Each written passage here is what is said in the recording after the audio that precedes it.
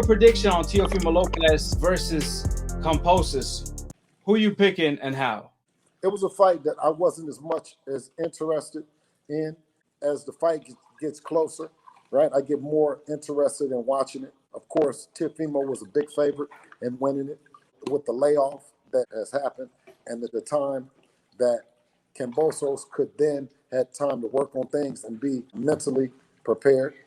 I think Teofimo Lopez has been through adversity before publicly. His last fight, he said he was going through some things, and he looked good. The time before that, he said the same thing. So these are one of these things that he says going on into his fight, right? He shows a lack of confidence, but then he makes up for it with skill. So I expect for Teofimo Lopez to win the fight. How he looks doing it, we'll see. There's reports that Teofimo is claiming he's coming into this fight with an injury. Yes. Have you seen that? Yes. And listen, and I'm glad he's starting to let the people know that he's mentally up right now. You know what I'm saying? And he needs, after this fight, maybe go have some alone time, walk through the woods, do some of that stuff that he's talking about, the Bruce Lee, the water, and you know what I mean, going this way, going that way, maybe go fishing. I don't know what he might need to do. But one thing about it is, a week before the fight, you don't need to start talking about you not being ready because you can't get no more ready. You know what I'm saying? So talking about the negatives ain't going to help none when Kambosos is in there on your ass. You're going to have to do what you do best, take over. I'm seeing reports. It's shocking me. I don't even know what's going on anymore.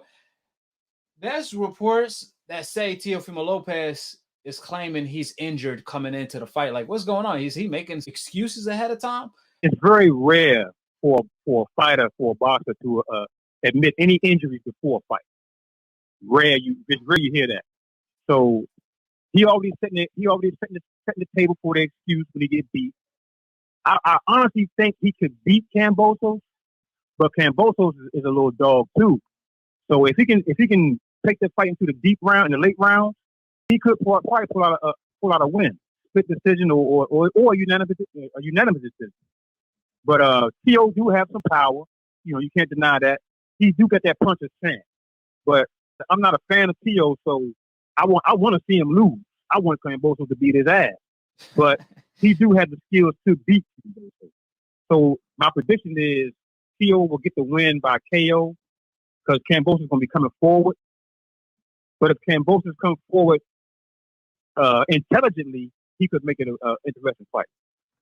I believe Teofimo Lopez. We ran a digital thing the other day. The tides have changed a bit, George. More and more people think that you're going to win this fight. What do you put that down to?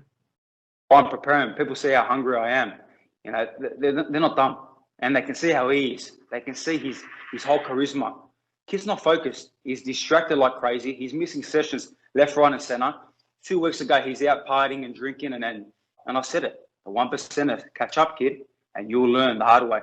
Now, there's going to be a lot of excuses. I see it. I know there's going to be a lot of excuses after this fight.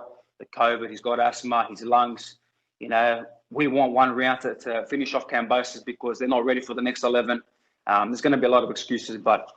And at the end of the day, suppose this is an easy fight for him, but they just brought in a defensive coach. So which one is it? Is it an easy fight? You're so off. But you brought in a defensive coach. Sorry, so it's pretty it's sad because they had a guy in their team that done everything for him, that set everything up for him. They had all the game plans, and they just brushed him to the side. I'm loyal. I got my team. I know what I'm about. And if they think it's going to be 3, no problem. Prepare for 3. But I'm prepared for every single round.